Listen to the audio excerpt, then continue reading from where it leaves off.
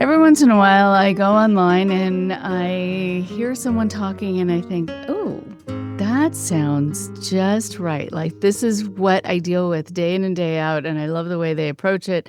And I love the language that's used. And I love that they have an interest in this and really understanding the mind and how people work and how I think not only psychology, but social psychology and neuropsych and all of it gets put together.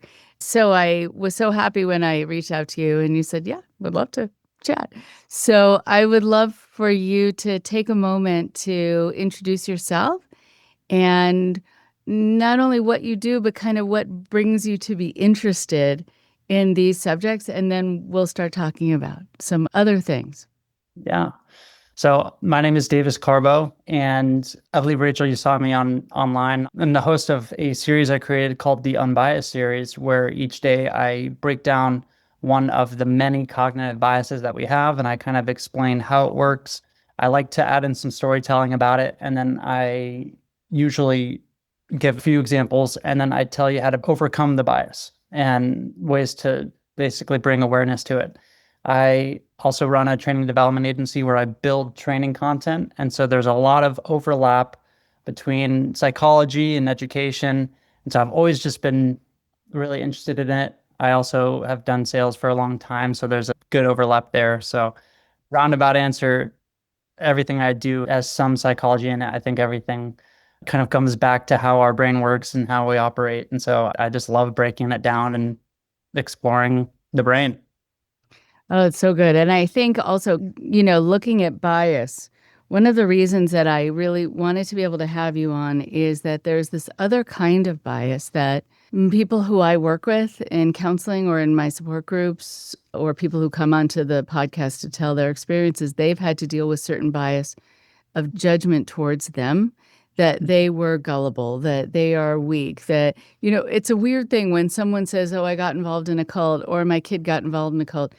It kind of prompts people to posture in this superior way, like, oh, I would have seen through that. And then I look at what they're wearing and I think they don't even realize that the reason they chose their outfit is for a reason that almost had nothing to do with their own thinking. And so I think that there is something that is really very biased about this whole way of looking at people who get caught up or who get convinced of things that aren't true. And so that's why I really wanted us to understand the mind and its vulnerabilities and why they're built in, I think, for survival too, that we can influence each other, right? I often give the example of if everyone's sort of standing somewhere and suddenly like five people go running by and they're looking behind them, people will start running too because they're thinking, okay, they're running from something or Right. someone. And so it could be nothing. Could be that this was all sort of play acting, but people will start running with them because we, I think, again, for survival, influence each other and make that kind of impact. But it can also be abused and it can be taken advantage of. But Mhm. what does it mean about our brains that we're influenceable and that it isn't weakness? Yeah. So I think what we could start with is kind of just looking at, all right, what is the definition of a bias? It's a deviation from purely rational thought. And so really biases and kind of these quick mental shortcuts, they kind of are what make us human. So it's never Mm-hmm. something that we should judge ourselves on necessarily, because there's some biases that aren't inherently good or bad, they just are. And it's Mm-hmm. definitely like learning about biases and learning about how our brain works and how our brain wants to kind of make these mental shortcuts. It's really Mm-hmm. important. Like it's just incredibly important to understand what are kind of the natural tendencies of the brain. And I've been working on a project, and this isn't a plug, but I just, it kind of gives context as to where I'm coming Sure. from, is that it's called the Sales Neuro Blueprint, where I try to break down and understand the brain's natural decision-making process and then learn how to kind of reverse engineer that. The thing I've learned, or the kind of the biggest takeaways I've learned from working on this project and working on the Unbiased series, is that our brain, you know, was developed to act in a certain way mainly for survival. And there's kind of what are known as two systems in the brain. This is pulled from a book, if you have ever seen Thinking Fast and Slow by Daniel Kahneman. Hmm. Daniel Kahneman is just incredible. He's passed, unfortunately. I like to call him like the godfather of biases because he has done so much research into understanding the brain. And Hmm. in this book, Thinking Fast and Slow, he outlines that there's essentially two systems in the brain. One controls about 95% of our decisions, and it's like the automatic, fast, intuitive brain. Hmm. And so when we make decisions based off of like habits or biases or subconscious decisions, that's our brain essentially working in autopilot. And the majority of our decisions that are done in autopilot are done from emotion and pattern recognition. The other 5% of our decisions is what I like to call like our manual system. Hmm. And that's when we slow down and we actually go through kind of logical analysis to really think through what we're looking at and the decision. So there's these two systems. The first is the automatic, the autopilot, and then there's the manual. And our brain, when it shifts into the manual mode of thinking, it goes through a couple different steps. But the main thing to think about, to not get too into the weeds unless we want to go deeper, is it's really logical analysis. And that's where we slow things down and we really think about our options and think about which choice we want to make. And the reason why all of this is important is that moving into manual and moving into this like slower logical thinking uses energy, glucose in the Yeah. brain. And the reason why that's important is that our brain does not want to go into this logical analysis often because we only Mm-hmm. have so much energy to use. And Mm-hmm. so when it can, it will try to put everything it can into this automatic way of thinking, whether Mm-hmm. that's through biases or habits. It will do anything it can to make these mental shortcuts to make our life a little bit easier and to move faster. But sometimes that quick thinking and the biased thinking is detrimental. And it kind of replaces or it substitutes accuracy for speed. And Right. so, Right. in a lot of ways, that when we're kind of going throughout our lives, we have to be cognizant and kind of be aware of how our brain does this, because to your point, it could be used to our disadvantage if people understand how our brain makes these subconscious, decisions and has these biases and habits. Right. It's interesting about speed because when I talk to people who have gotten involved in like large group awareness trainings, like the LifeSpring Landmark, used to be asked a lot of these groups, you're supposed to make a commitment right away. And you have to sign up for the next thing, even though you're not quite sure if you got anything from the first thing. But you have to keep going. And are you really going to delay your progress? Are you going to show that you don't really care about self-actualization? Why are you slowing things up? The reason that you're not achieving what you want to achieve is that you take time to think things through like this and then you let doubt in, and that's somehow getting in your way. And so people are so used to operating in this really quick way where they just have to say yes, like the whole Tony Robbins, like you have to be in this realm of yes, whatever. And I'm thinking like, no, how about maybe? Because Right. I like maybe. Like I agree. until further notice, let's find out a little more information. But, being in the realm of maybe doesn't sound as sexy, right? But it's safer. Mhm. Um, so that's an interesting thing to bypass, I think, proof, logic, that doubt isn't getting in your way. It's your safety net, and also having to have someone else prove something to you before you make a commitment, that it's not all up to you to show you're in this, but mm, based on what have I already gotten? Have I gotten anything? Or am I just even more confused? And now they're saying, but if you sign up for the next level, you'll understand what you were taught in the first level. And you can just imagine that's going to happen at every level. So, Right. very interesting that speed is a part of this. I thought right away about these moments that people described to me. Well, like when we're looking at the brain's decision-making process from like a macro view, the first step is what's called emotional tagging by the amygdala. And the amygdala is also known as our brain's like bodyguard because it's what processes threats. And Mm. so emotional tagging basically happens like within an instance. And there's a couple different tags. The three main things that the brain tags for when it's looking at different things emotionally is the first tag is threat versus safety. The second is reward versus punishment. And then the Mm. third is novelty or newness. And Mhm. so these things are really what are called salient, meaning they're emotionally resonant, like they're very emotional, like they stick Right. out to us. When we experience anything that, when our brain processes a threat or safety or reward and punishment, then our brain, what it does is it goes through the second step, which is pattern recognition, to look back to our past and say, what have we seen that has, Mm. like, what have we seen before? And how does this Mhm. align? Mhm. And usually, if when people are looking to kind of influence other people to get them to do things, they're really tapping into these two processes of emotion and basically trust to get them to respond in a certain way, especially when it comes to trying to get them to avoid, let's say, avoid logical analysis or like thinking deeply. So, Mhm. for example, if someone says, "Hey, are you tired of blank? Are you tired of being the way that you are?" And right, these are really emotional leading questions to invoke somebody to get really emotional. That just increases speed. It gets them moving faster and thinking faster. And yeah, there's a ton of stuff behind like how to actually use this to someone's advantage or disadvantage. So I'm thinking about people who, and this is not to say something that's a blanket statement, but Mhm. just about, it's a self-selected group of people who contact me. It means they had a bad experience in a particular group. When I think about Eastern religions, how you're supposed to meditate, how you're supposed to be free of thought.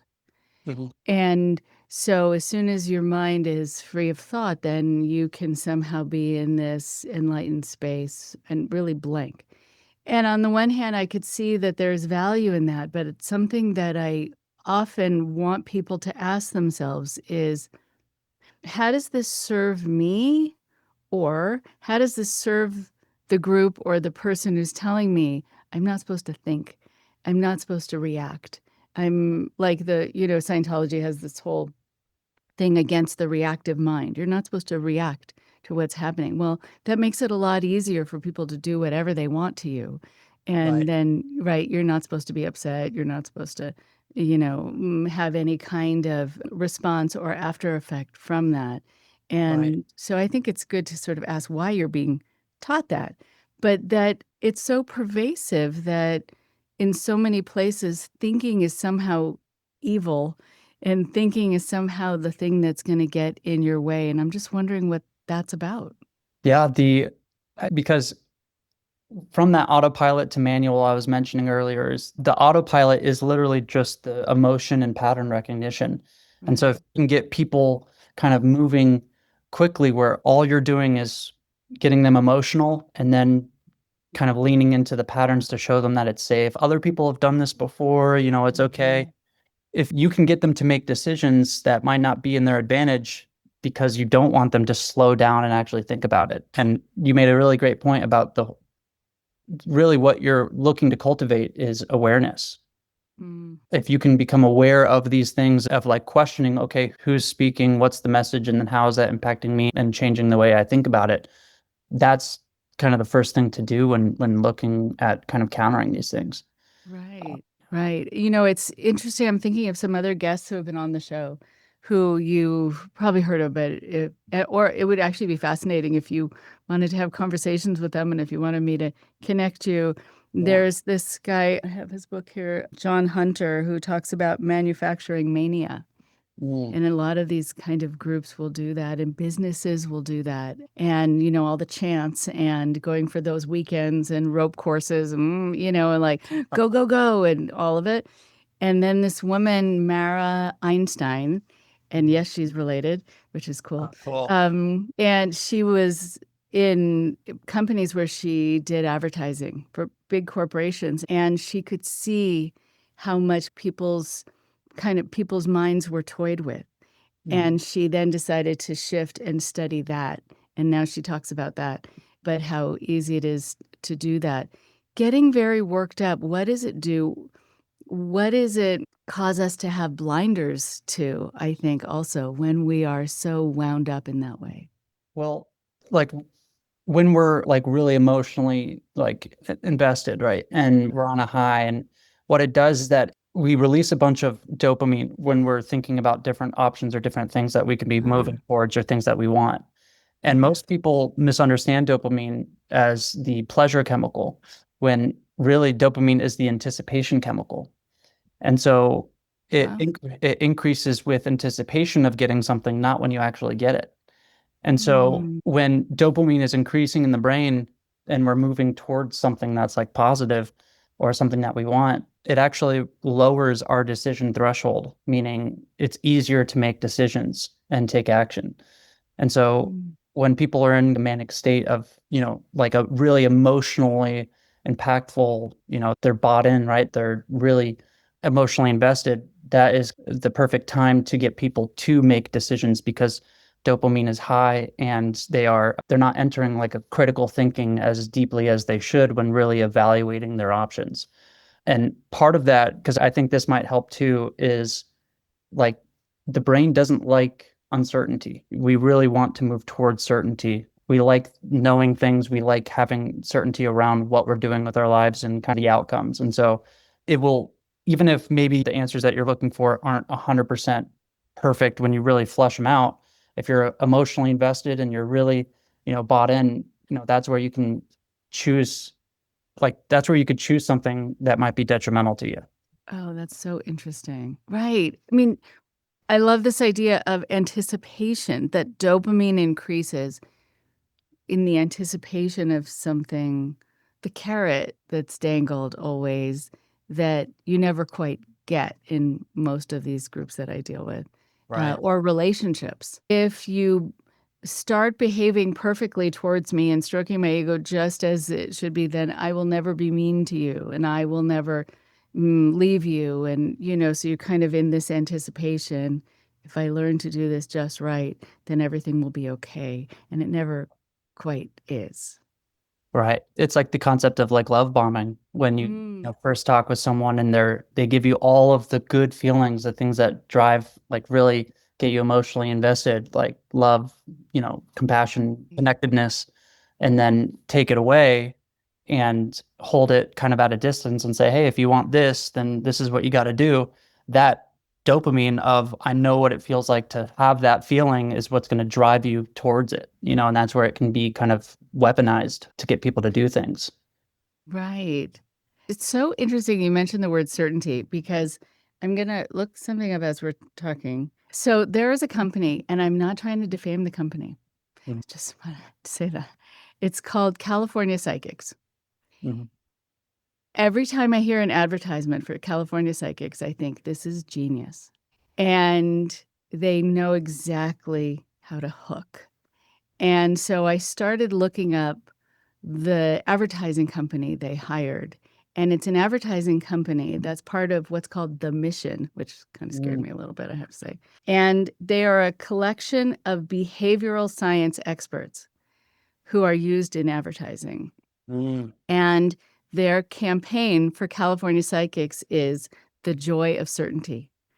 So exactly that is fantastic. Exactly what you're talking about. And all of these techniques of influence like scarcity and like it says here, we only accept 2 out of every 100 psychics.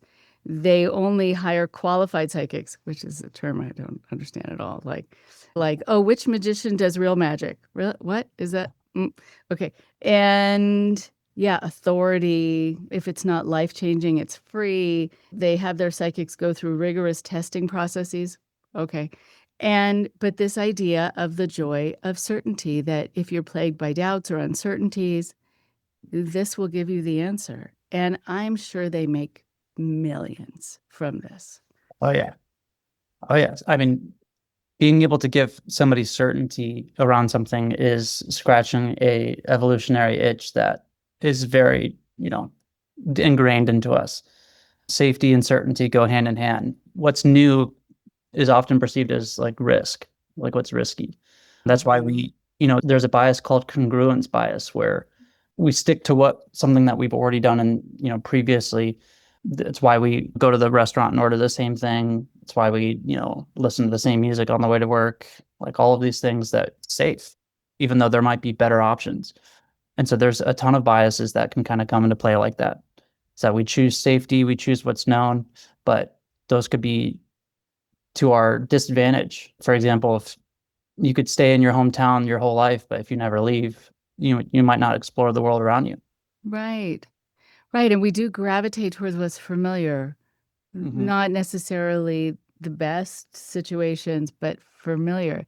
Like, it's Exactly. like a play you've been in before. Like, you know the part, I think also what to anticipate. By the way, I love the way you talk, and I'm writing down these phrases, which I won't quote without giving you attribution, just so you know I'm good with that. Okay. But like this idea of scratching an evolutionary itch, such a great line. And so yeah, this is from the beginning of time. We've needed this. It's really Right. interesting. And most of the time, we can track back a lot of these biases or a lot of the ways that we act to have an evolutionary background of, you know, working in small groups and needing to be able to work as part of a cohesive group. And but Mm-hmm. the thing Mm-hmm. is that we are overstimulated. We have way too much, with social media, etc. Is that it's Mm-hmm. what was originally developed as survival mechanisms are Mm-hmm. now getting, could actually lead to bad decision making because we have too much on our plate. So, for example, authority bias. I think that's an important one for your audience is that for the sake of making decisions faster and easier, we look to positions of authority to kind of help us determine right from wrong. Mm-hmm. And authority bias is just the natural tendency to lean or to make your decisions based off of an authority or give more weight to what an authority is saying.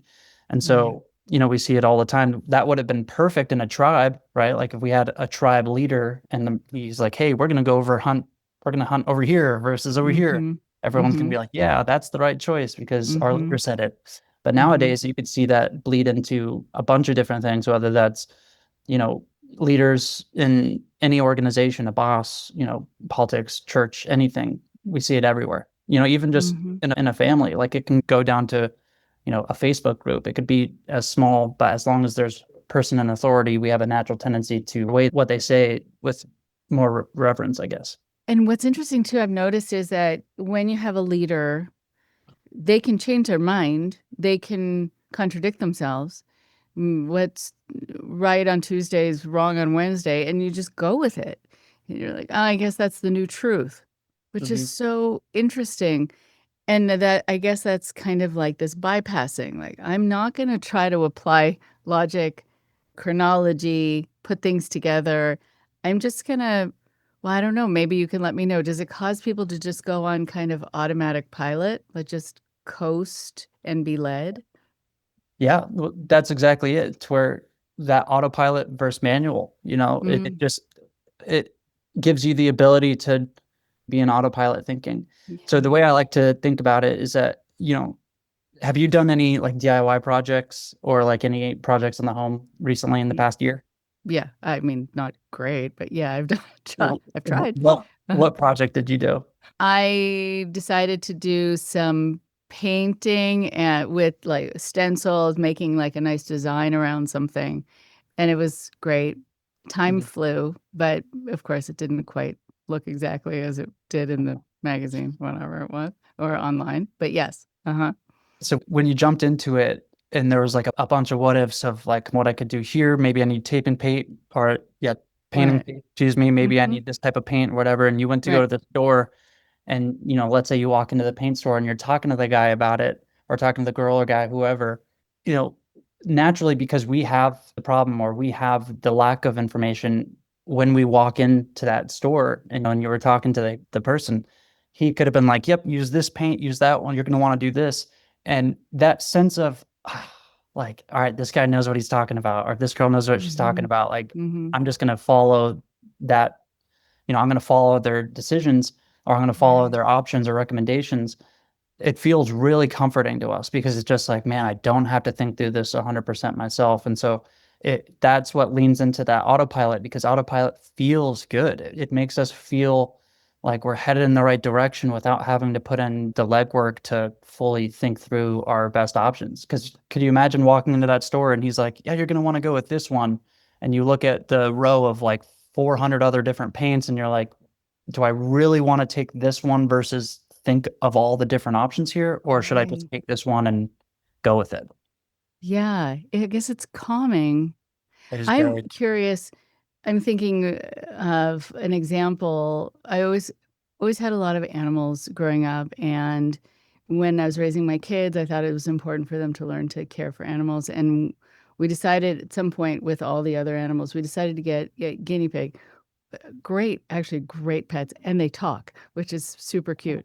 And they make different kind of squeaking sounds and whistling sounds, and it all means different things. I actually learned their language, which I didn't realize, which was weird. I was having people over and I walked past the guinea pig who made some sort of sound and I said, I'll get you water in a second. And I just like and people were like, I'm sorry, what just happened there? But I Rachel, the learned guinea that's pig that was this whisperer. right. Like I mean, animals sort of teach us their language a lot of the time. We don't realize it. But I felt guilty actually when I was reading, and the guinea pig didn't seem happy, and the other Mhm. animals seemed joyful. It didn't seem happy. When I was in, I won't mention the store where I got it, I said, is it okay if we just get one? They said, oh, yeah, they're solitary animals. They're totally fine by themselves. Totally not true. They are communal, social. And she, I don't remember which one it was at the time, was depressed, like isolated. And Yeah, so we got another, and then suddenly they're squeaking and talking and purring and doing all the things. This person in the store had no idea. right. And I wonder, there's some people who would say, I don't know, let me find out, because they don't want to guide someone wrong and they don't want to be hurtful to the thing where they're relegating it to isolation just because they wanted to have an answer. There are people who will say, I don't know, let me find out. And others who will say, oh, yeah, I know. Well, all these cult leaders who are like, I have the answer to life. Right. I wonder what the difference is there between those personalities. I mean, I know that's a huge question, but I've always wondered about that? Yeah. I think that comes down to on our end, when we're viewing those, we have to be able to create a really strong filter and look for a filter of information to understand who is the source and do I trust them. I feel like a lot of people don't have strong criteria around who they should take advice from. Mm, And I have an example of that. When I was younger and I was first getting into like working out, I would all the time listen to a really famous bodybuilder. And it took me a long time of like, trying to go through his eating and his working out and all of this to really understand that, oh, like I shouldn't be taking advice from him because he uses steroids. And that completely changes me as a natural versus him mhm, who could be taking these mhm. things. And it wasn't that his advice was like horrible, like he still taught me fundamentals. But what I realized is that I needed to apply, like, I should never really been listening to him in depth about like overall strategy because Right. he was using something that I wasn't, and it completely changed the results. And so Mhm. it's just a strong lesson to me, at least, that we need to be extremely cognizant of who we're receiving information from because of things like authority bias and all that, because they might be just like your person at the store sold you the guinea pig, is that Yeah. they might not know, or they might not have our best interest at heart. And so it comes down to that first part on our end, having the filter for who we're getting information from. And secondly, the strongest filter we should be looking for, or criteria of a leader, is someone who operates from ethics, someone who, in my opinion, takes responsibility for the people that they lead. I like to give kind of an analogy on that. I used to do door to door sales, and my guys would always kind of battle between, oh, I don't really want to be a pest, like, but how do I get over that? And Mhm. I used to tell them, it's all about taking responsibility for the people that we talk to. Is that Yeah. you're there to help and to leave them better than you found them. And so I feel like Yeah. a lot of people don't have that. when they get into leadership positions, they don't take responsibility for the people that they're helping. And that's the fundamental, like that should be the basis of leadership is I will care for them as if I cared for a family member or a friend. And if that means I have to have hard conversations or lead them into a right direction, like I will, because I want to genuinely help them. And I feel like too many Right. people have missed that. They have. And I've seen your videos, and there's so many different biases that I would love to be able to get into. It's important, I think, to parse them out and Yeah. also see how they impact us and how within certain contexts there are many happening all simultaneously, which is Yeah. interesting and I'm sure overwhelming and becomes hard to figure out what's happening. I mean, a lot of people when they come out of these situations, when they've been in a relationship with like a malignant narcissist and they've been gaslit, they've been in a cult, people will ask them, "Well, what happened?" And they're like, "I have no idea. I don't know how to describe why my brain did what it did or it didn't do what I really needed it for it to do. Like Right. why I was able to be bypassed, spiritually bypassed, whatever it was." So years ago, and I've talked about this on the podcast, I got to hear at a cult related conference, I got to hear Robert Cialdini, who was talking about, persuasion. And he came from a business model talking all about reciprocity and scarcity and all the other things. Right. And it was genius. And he said, listen, if you don't believe me, just watch like the Home Shopping Network. You'll see everything that happens like in a cult. But the idea of liking and social proof and all the things that happen that are really important to talk about. And now I think of this additional one. He has unity. Like I think of the people who all wear the same hat or whatever. We are all the same. Same thing with white supremacists. We all look alike. Right. Familiarity. Um, right. And so I would love to learn from you about these different biases that you have really studied and the ones that affect people within group settings, the ones that really make people kind of lose a sense of themselves. And Right. there's one that I would love you to start with, this idea of framing that you can talk certainly more about. Go for it. Yeah. So the framing effect is a cognitive bias where people, I have the definition here, I'll read it, is the Mm, tendency for people to make different decisions based on how information is presented rather than the facts themselves. And so here's a good example. mm, And it kind of boils down to how I tell you about it changes how you view it. So okay. even if the information is the same. So if you went into a grocery store and you went to go buy a pack of meat, one pack on the left says 95% fat free, and then the pack on the right says contains 5% fat. Which Mm, one would you choose? Most mm-hmm, of us think that it sounds healthier for the 95% fat free right. when they mean the same thing. And Mm-hmm. so, how information is presented to us or how it's communicated to us dictates how we interpret it. And this is a really like powerful thing when it's called framing, because think of like different glasses that you have on. If you're wearing glasses, if I were to put red glasses in for your glass or your lenses there, Mm, a red lens, you'd see everything red.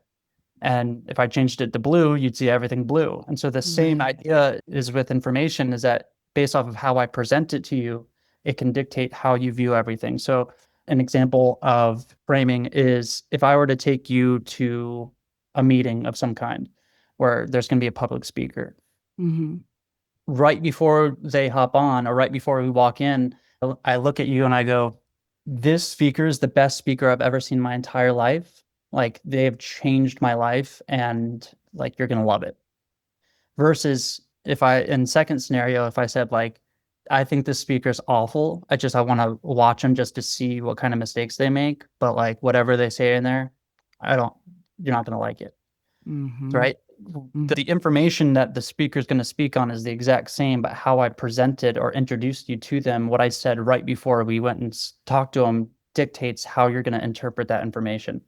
Are you going to be closed off or are you going to be more open to it? And so it's incredibly important when it comes to getting people to make certain types of decisions or guide people's decision making, is how am I presenting what I want to present to them? That is fascinating.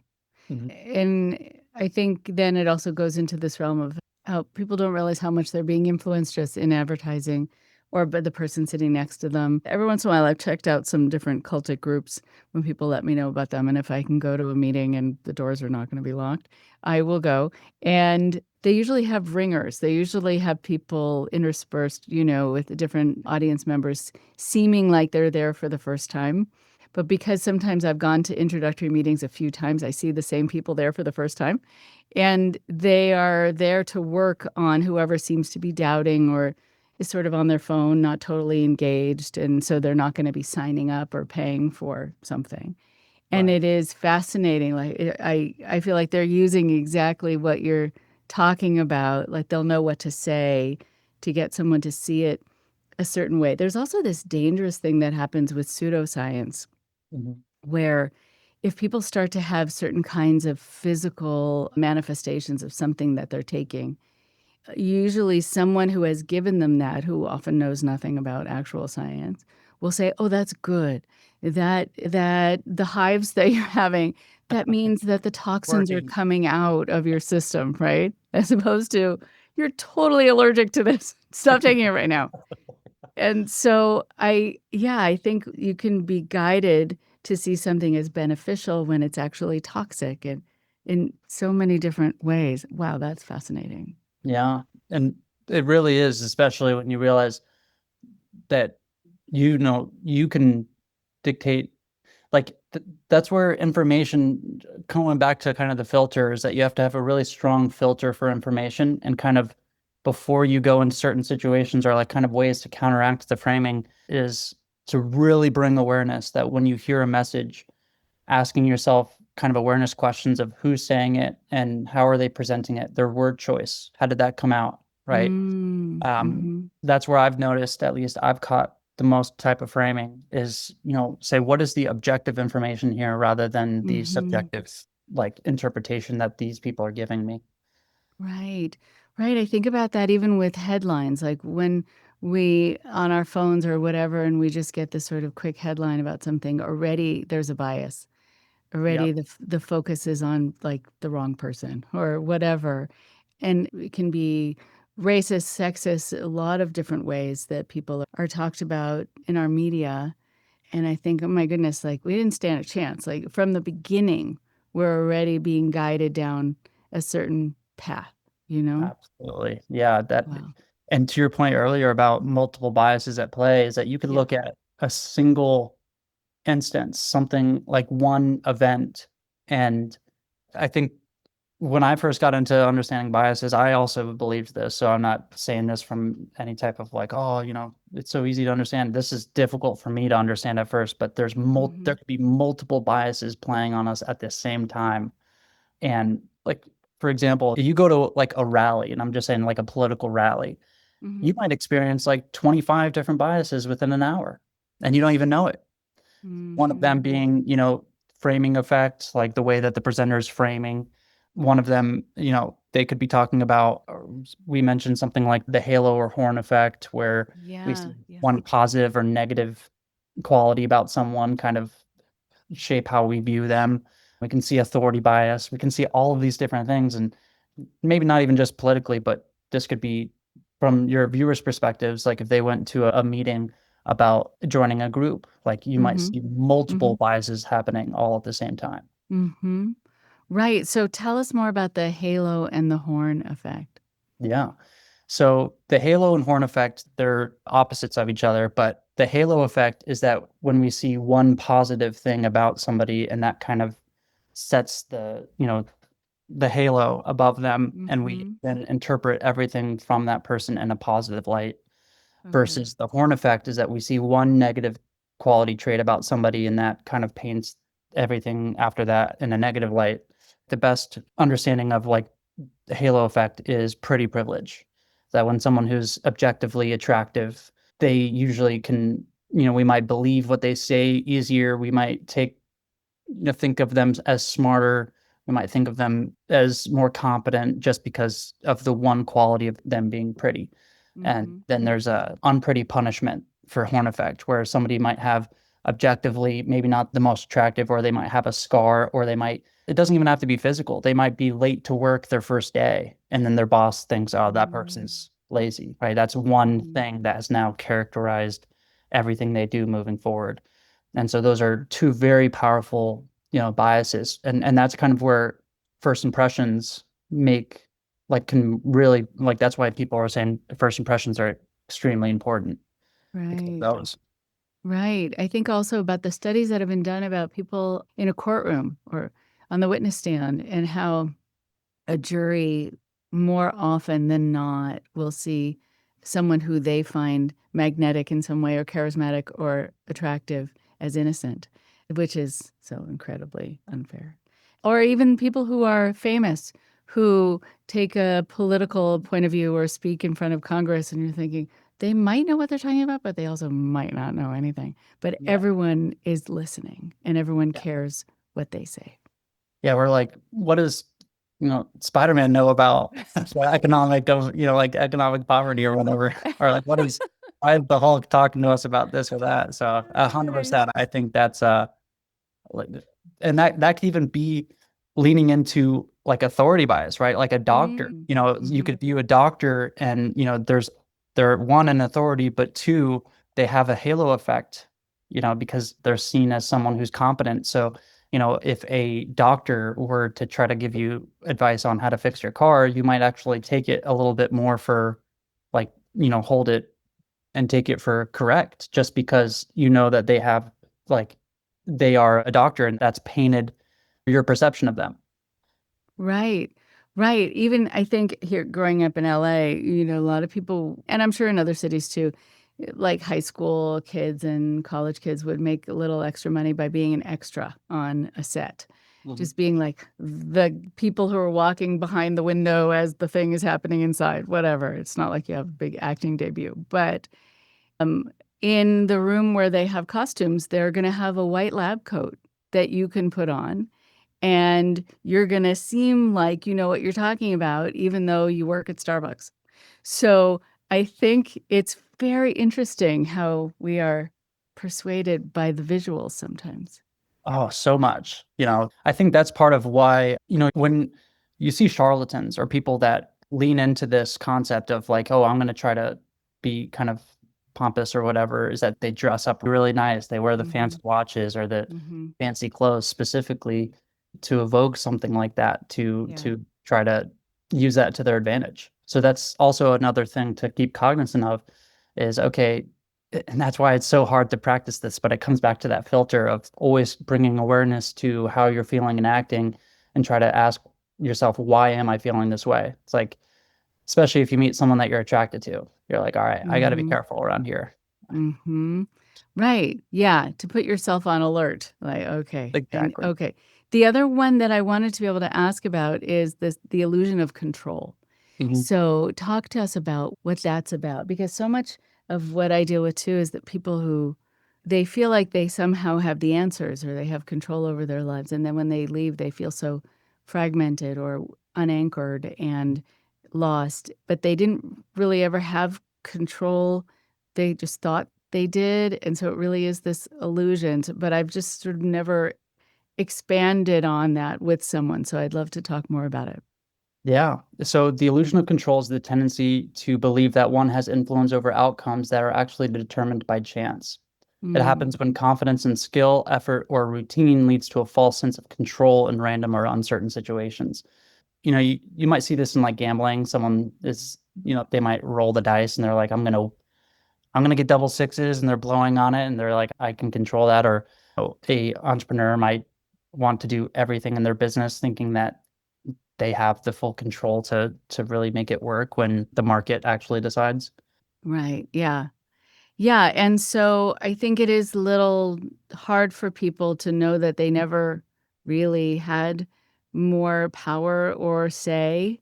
They couldn't really drive what was happening even though they felt like it, Yeah. because I guess it feels so good to just feel like it. Yeah, it gives us a sense of calm when we think that we Mm. do have more control than we really do, because having to admit that we don't have as much control also makes us admit a couple other different things, like, things can happen to us that we don't like, that we don't have any say over, or things that can Right. happen to us. That actually leads back into the bias I think we originally started speaking about, which was the just world fallacy, which Mm. is, people believe that the world is a just place, that good things happen to good people and bad things happen to bad people. And that's because we don't like the concept that bad things can happen at random. We like knowing that we like finding patterns and certainty in uncertain situations. Right. Yeah. In fact, I have this book, Bad Things Happen to Good People. I mean, it does play with our sense of order, kind of balance. And I think that there's also this kind of spiritual bypassing that happens where if you are this person, you will be rewarded. And if you do these things just so, everything will work out just fine. And if not, but then there is this, well, but I did everything and I still had this bad thing happen. Oh, well, it must be what? There's some explanation, right? There must be because you weren't doing it right or you weren't feeling it in your heart or it's like we still need to somehow make the equation come out right, you know? Right. Yeah. Or at least have the equation come out to it where it makes sense, even though making Mhm. sense is subjective, right? Mhm. There's this principle called, like, in our brains, when we have a task that's come up or we have something that we're working on, our brain kind of puts it into like a mental to-do list or something that it wants to like complete. And when something is uncompleted or something is unanswered, it holds a ton of our attention, so much so that our brains like kind of fixate on it. It's called the Zargonic effect. And Mm. a good example is like why TV shows, if you're watching a TV show and it ends on a cliffhanger and you're like, I gotta watch the next episode, and over the next 2 or 3 days until the episode comes out, you're thinking about what could happen or how it might play out. It's because there's been like this open loop in your brain that your brain wants resolution for. And so Mhm. it holds a lot of attention, like a lot of, it's like I think 90% or something like that of attention allocation goes to these unanswered loops or unclosed loops. And so Right. hopefully that, was helpful. I can't remember Yeah. where I was going with it, but No, that's fine. We go there are so many different directions. There are these other things that I come across a lot in my work where people really do love, just as you're saying, they love having an answer and then they can just feel good. But it happens that then suddenly, like, they start sort of coming to, they start noticing, and they start noticing what they don't want to notice. And they still try to push it away for a long stretch of time. Like when someone says they've left a certain kind of controlling relationship or they've left a cult, usually that was a long time in coming. And so we resist the truth at times because it's so uncomfortable. And I just wonder if there is some way to help people feel a little more comfortable, like, oh, it's like, this is good. This is a good thing that I'm seeing. This isn't a bad thing. It doesn't mean something bad about me, but it means I'm kind of noticing what is going to help keep me safe here. But we do fight it. It's interesting. yeah. So where you're talking about where we basically fight the realization that something might have been negative, right? Right. Or someone is not all they said they were, or whatever Mhm. else. That's how we learn.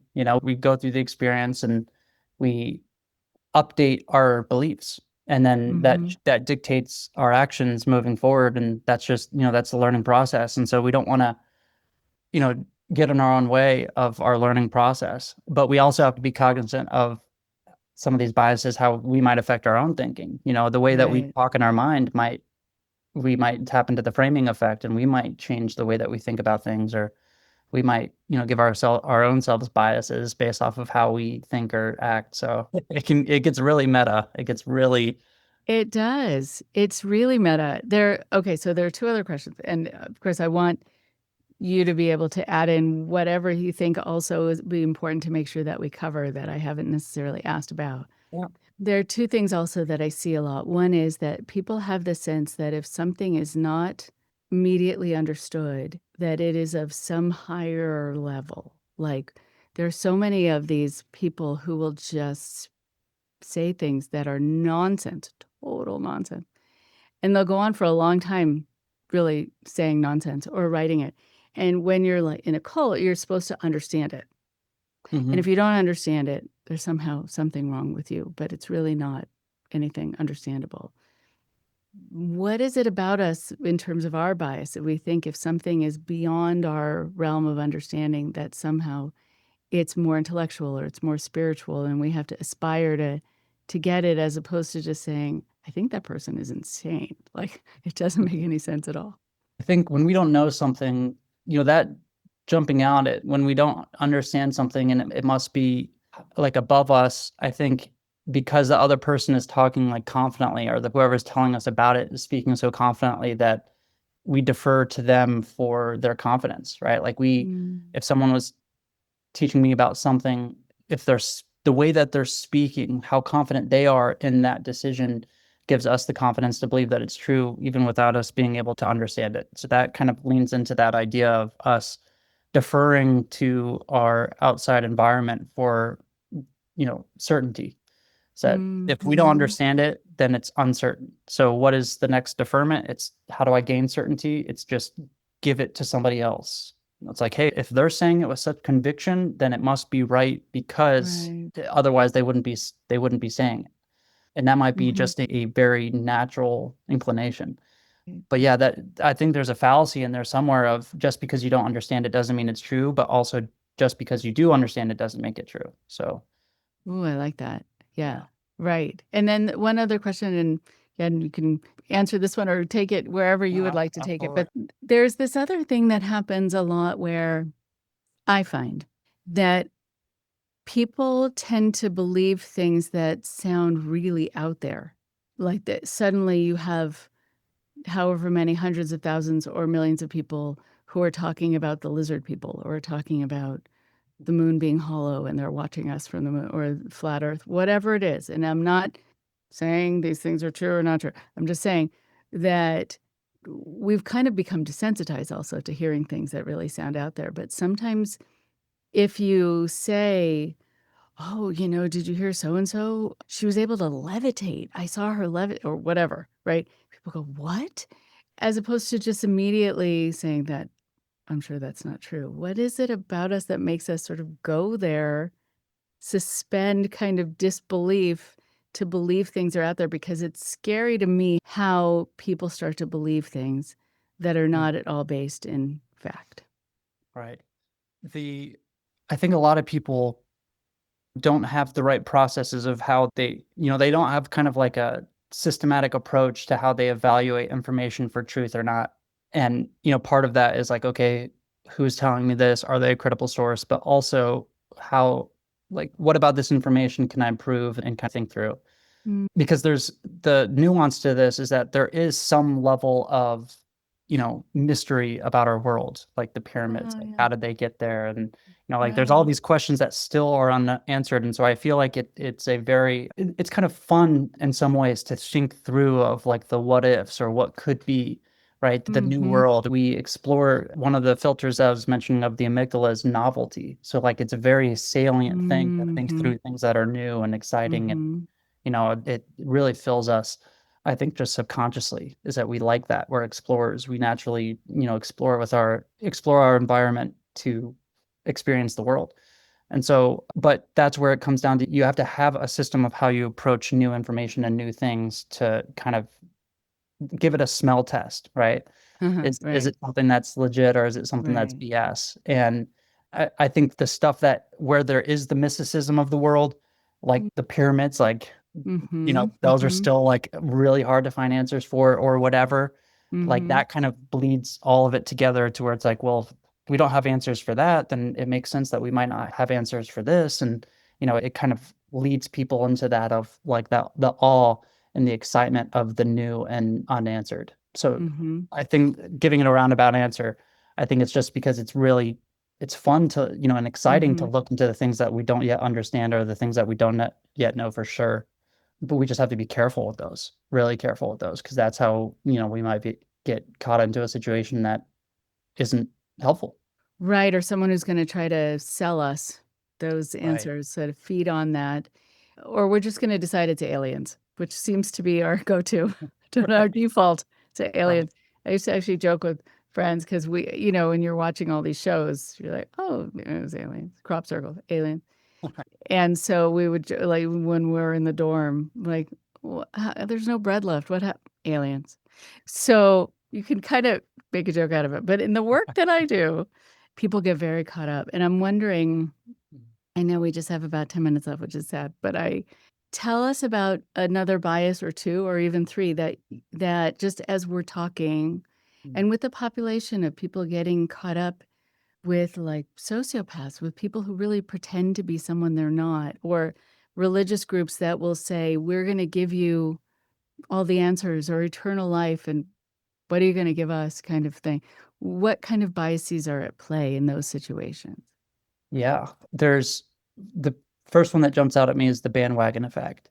And the bandwagon effect it was pulled from like 1950 politics, where they used to have bandwagons that would go through towns and people would see the bands on the bandwagons playing, and then kind of the commotion or the, excitement of building around the bandwagon, people would be jumping on to head to a political rally, and they would get caught up and jump in onto the bandwagon without really knowing anything about the politician. And so Mm, the bandwagon effect is the tendency to, here, let me read the exact definition.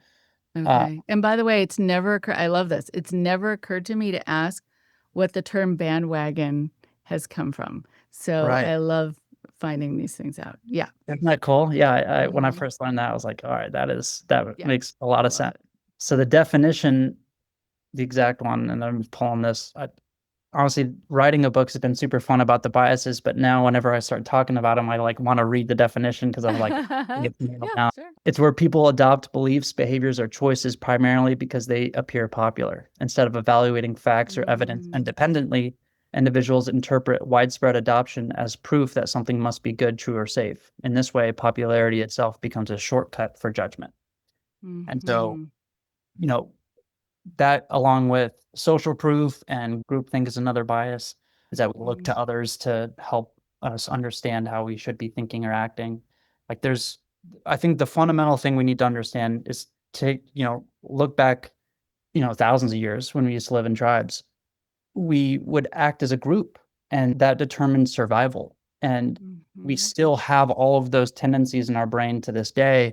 It's just they can be weaponized and used against us. So things like groupthink or in-group bias, out-group bias, bandwagon effect, all of these things determine how we act within a group.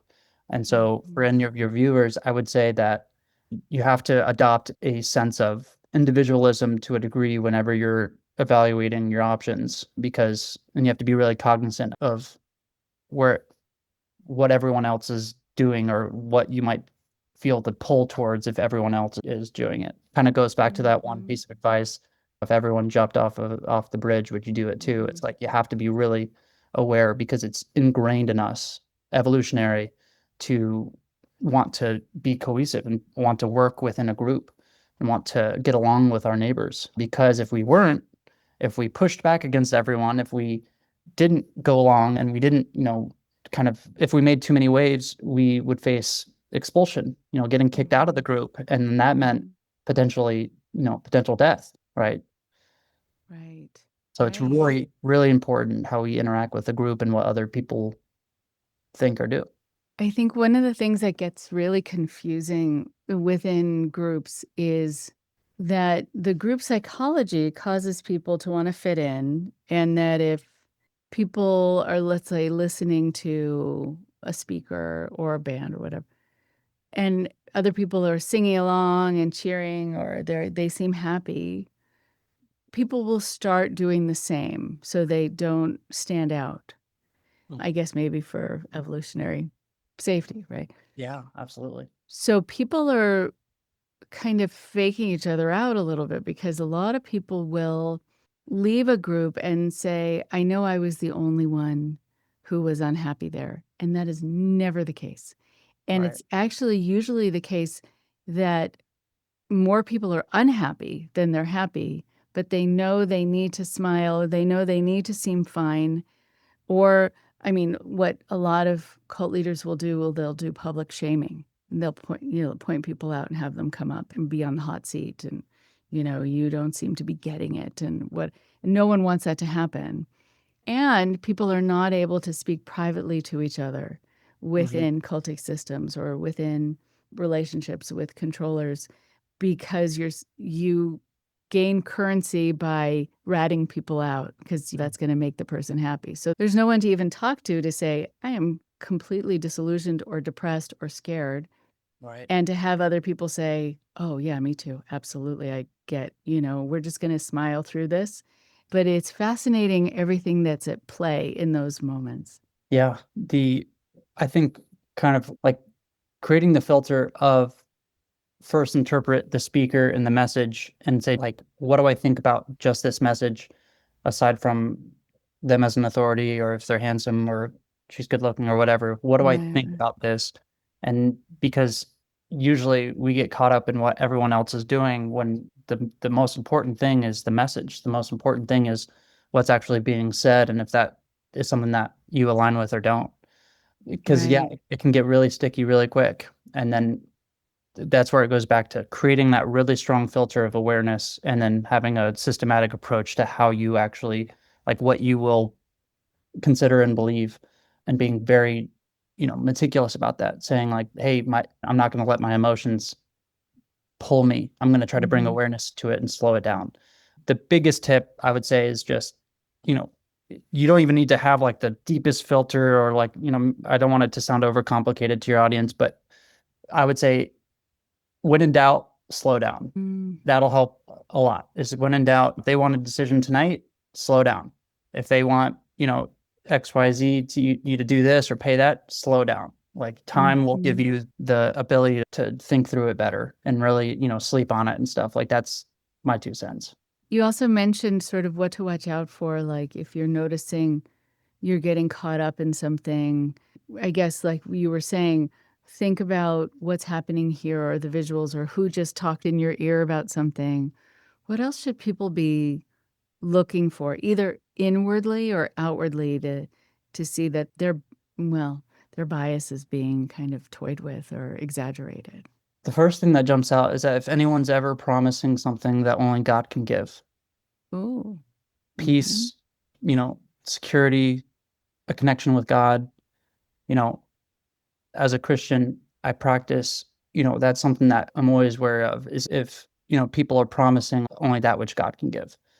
And I feel like, cult leaders get into the habit of playing God and Mm-hmm. trying to promise the world when, peace, inner peace isn't given from a guy on a stage. It's given from a relationship with God Mm-hmm. and like a true relationship.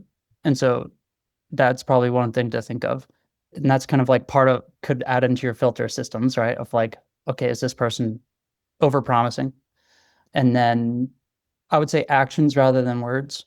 Oh, yeah. Looking at how people act, Mm-hmm. because that's who they are. And letting their actions speak, I would say that's probably the other best piece is just if they say one thing, do another, look at what they do rather than what they say. And trust your gut.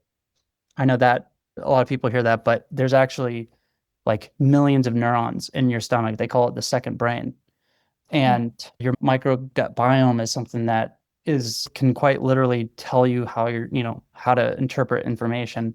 We don't have enough time, but we could go deeper into that. But I would just say trust your gut, look at their actions versus what they say, and then, have God be the authority rather than someone if they're overpromising only that which God can give. Oh, that's so great. That's so important. And maybe that's also why controllers will tell you to ignore yourself, to ignore the messages that you're sending, the feelings in your body, because they know not only how powerful they are, but how accurate they are, right? Right. That's so interesting. I haven't heard about it being the second brain. But right, a lot of people will have things register. They'll feel nauseous. They'll have a tightening. There are other places in the body where things register that would be good for people to watch out for. Yeah, absolutely. There's so many studies. I want to eventually make a video on this, but it is very interesting. They've done studies of people who go to gambling or like go and play poker and their hands start to, when they have a good hand or a bad hand, their hands start to sweat before they even register it in the brain. So like our body Mm. responds even faster than our brain does. So it's very important because there's through your spine, it connects your entire body and really comes to the stomach. And so that's why it's important to trust your gut. Wow, right. And not trust someone who says, don't trust your gut. Yeah, be careful about that for sure. Right? Yeah, don't listen to it. Listen to me. No. Okay. In fact, it's now the opposite. Thank you for But that. Right. yeah. I know there is so much more to talk about, but I think ending here is just kind of perfect when you're telling people to go back into listening to themselves. Mhm. And that's your powerful guide. And that, yeah, your body, your mind is talking to you all day. And you don't want to listen to someone telling you not to listen to it. Wow. I really appreciate that last part. And it's really helpful, very empowering. It's going to help keep some people safe. It was such a pleasure to talk to you. And I learned so much. I wrote down so many great points. And I look forward to seeing more of the content that you put out and your book and all of it. Where can people find you and your channel and anywhere where you're putting content out? Yeah, on Instagram and TikTok, I'm at Davis Carbo, DavisCarbo. And I'm going to be getting into YouTube in this next year. On through those channels, I'll be selling the Unbiased book. Hopefully, it's coming out before the end of this year. I'm going to try to see if I can get it out before Christmas. But yeah, I think that's all I have at the moment. But who knows? I Yeah. might want to get into some other stuff. Yeah, cool. Well, whenever you want to get into other stuff, happy to talk to you again. Awesome. Uh, Thank you so much. I really appreciate it. sure, of course. It was great. Thank you so much. Yeah.